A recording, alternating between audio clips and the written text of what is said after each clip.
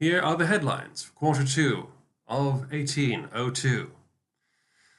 It is April, and the Concordat of 1801 has been adopted with the approval of the Organic Articles, despite some characteristic last-minute brinkmanship from Napoleon Bonaparte.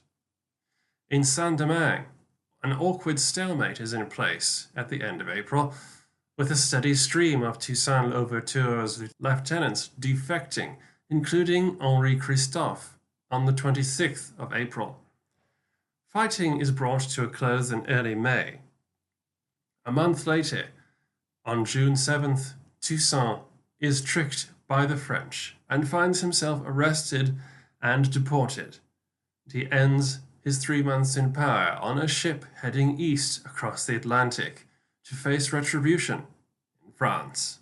In May, on the 28th, on Guadeloupe, fierce resistance to French forces seized the freedom fighter Colonel Louis Daugrès and 300 of his men, blowing themselves up rather than surrendering after being surrounded at Matouba.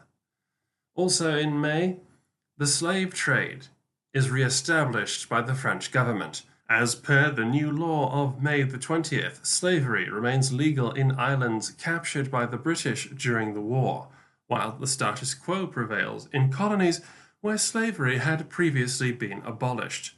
But the law authorizes the first consul to reconsider status in the future. Now a rundown of French domestic politics through the spring. In April, Bonaparte further appeases the church by allowing the first religious holiday of the consulate and a Te Deum on April the 18th. However, not everybody is so enthused about this, as one officer is reported to have said, quote, "The only thing missing is the 1 million men who died to get rid of all this," unquote. Later in the month, an amnesty for all émigrés that return to France and swear allegiance to the new government is issued. And in May, Bonaparte establishes the Légion d'honneur and a new education system, including the lycées. In international news, in April, Captain Nicolas Baudin's scientific expedition arrives in southern Australia, exploring what is called Terre Napoleon. April sets out to be a very scientific month for colonial powers because it is now that the Great Trigonometrical Survey of India begins.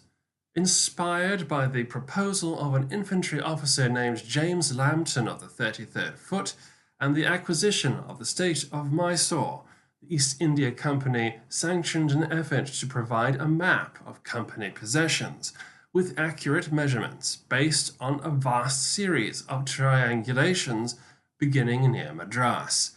Lambton estimates the survey will take 5 years. India isn't a very large place or anything, and we are all sure it will run to schedule.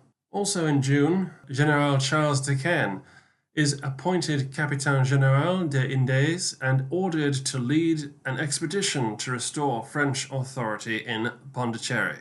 Moving now to Russian foreign policy, Tsar Alexander's September 1801 manifesto is published in Georgia on April the 12th.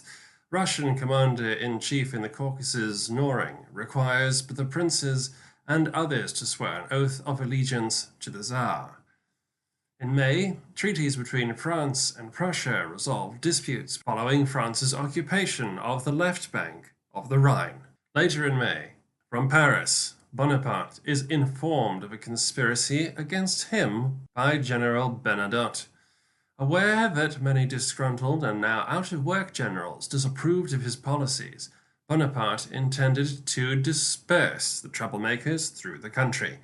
Bernadotte had been given command of the Army of the West in Brittany and the Vendée, and he had given permission to his chief of staff, General Edouard François Simon, to distribute anti-Bonaparte literature. This action came to the notice of the all-seeing Monsieur Fouché, who reported it to Napoleon. In June, the King of Piedmont-Sardinia, Charles Emmanuel IV, abdicated his throne in favour of his brother, Victor Emmanuel I, who maintains close links with the British. A brief glance now over the rest of the map reveals that a new kingdom has sprung up in Southeast Asia. Nguyen Phuc An is crowned emperor in what is today Vietnam on the 1st of June 1802. This is the successful conclusion of many years of struggle for the Vietnamese to unify their country under a single dynasty. The occasion is solidified with recognition of the new kingdom by the Qing Emperor Jia Qing, who grants Nguyen the protection of China as a vassal state.